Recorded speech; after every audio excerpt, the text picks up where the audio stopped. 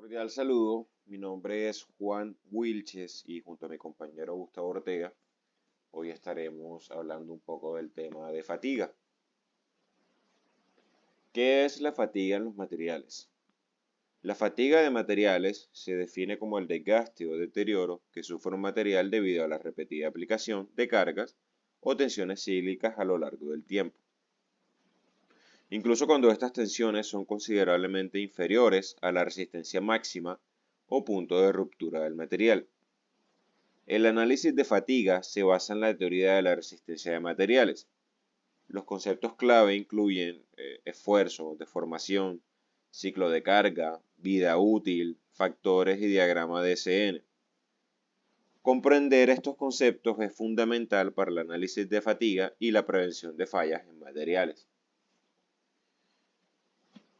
Un diagrama SN es una representación gráfica utilizada en ingeniería para mostrar la relación entre el número de ciclos de carga aplicados a un material y la amplitud de las tensiones que pueden soportar antes de experimentar fatiga y eventualmente fallar. Tal como lo podemos ver, a un lado aquí encontramos el tema de fatiga y acá podemos encontrar pues, el número de ciclos.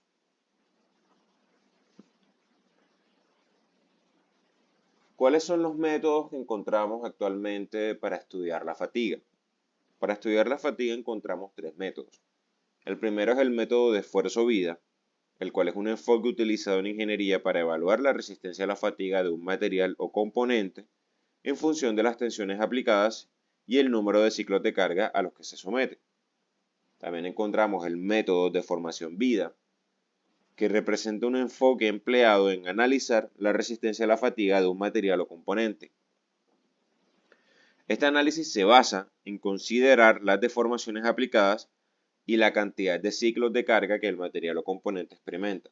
Y por último encontramos el método menos usado, que es el de la fractura lineal elástica, el cual sirve para analizar una grieta ya existente, pero requiere de códigos de computadora e inspecciones. Esto último hace que sea un método un poco más limitado.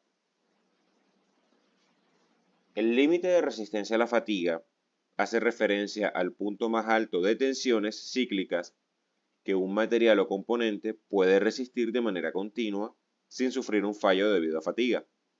En el caso de los aceros, que es el caso que se está mostrando en pantalla, aquí en este sistema, se estimará el límite de resistencia según las equivalencias mostradas en la diapositiva, donde SUT es la resistencia a la tensión mínima.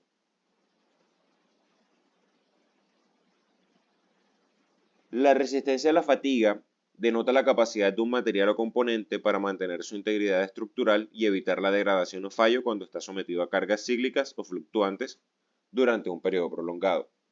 La primera ecuación mostrada en pantalla, esta, SCPF, se utiliza para hallar la resistencia a la fatiga.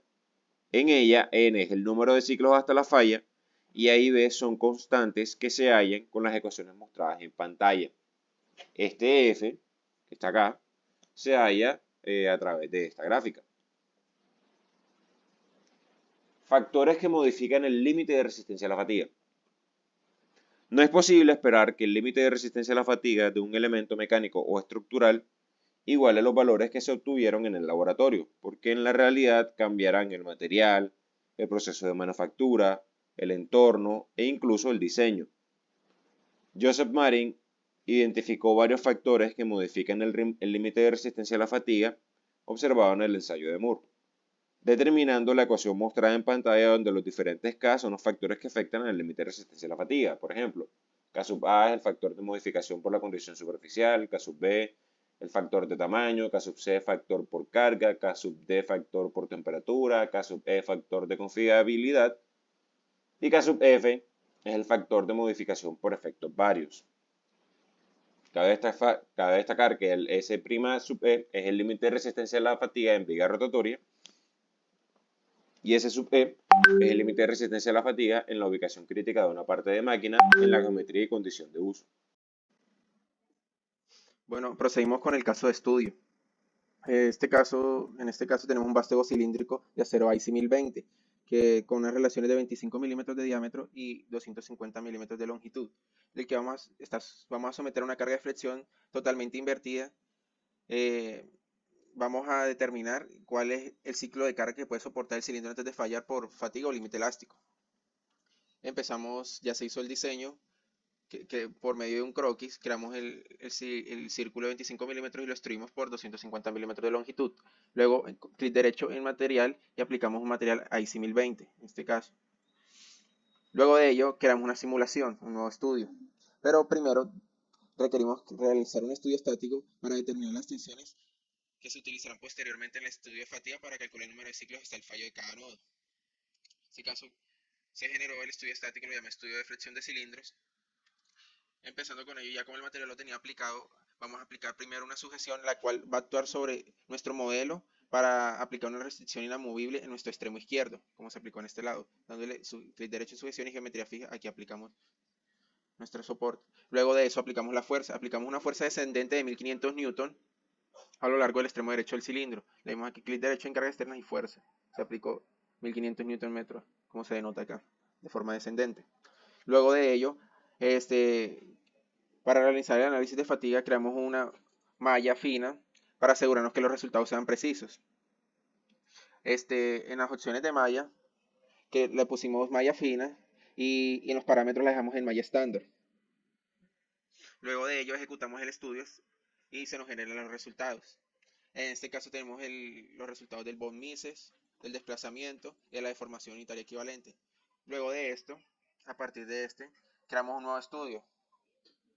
De esto podemos crear un nuevo estudio, el cual crearemos nuestro estudio de fatiga.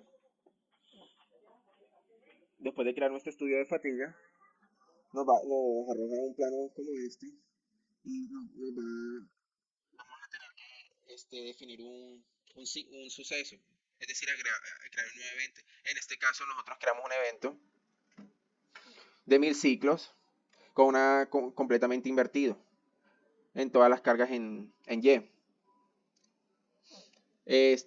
Con ello aquí aceptamos. Luego de ello, para la generación de la curva SN, le damos clic derecho, empieza y aplicamos editar datos de material de fatiga. Requerimos introducir una curva de esfuerzo frente al número de ciclos para el material. Esto depende de la vida de la fatiga de una pieza en las condiciones del material. Esta tabla la descargamos a través de la web. En Excel buscamos para una curva SN para un vástago para definir nuestros datos. En este caso definimos 12 puntos que representan las porciones de ciclo alto y bajo de la curva, como se ven en la imagen. Ahí está preliminar. Ya luego de ello, ejecutamos el estudio y nos arrojó unos resultados de daño, otros de vida, otros de factor de carga y otros de viabilidad. La vida útil nos muestra el número de ciclos hasta el fallo de cada punto de la pieza. Esto se basa en la curva SN y también además tenemos los daños. Los daños nos muestran el porcentaje de vida que han gastado las cargas aplicadas. El factor de carga muestra el factor de carga de seguridad en cada ubicación de nuestro vástago. Y la viabilidad, que representa la relación entre tensiones principales alternas menores y las tensiones principales alternas mayores. Un valor de -1 nos indica un sencillamiento puro y un valor de 1 o mayor nos indica un estado de accesibilidad puro. En los resultados de vida podemos identificar los valores de nuestro ciclo de vida en ubicaciones diferentes como acá, acá. Y podemos determinar más o menos que sería antes de fallar, nuestro ciclo de vida antes de fallar en la pieza, en esta ubicación de la pieza. Es menor nuestro ciclo de vida a la parte que está más distante del empotramiento. Muchas gracias por su tiempo. Eso sería todo.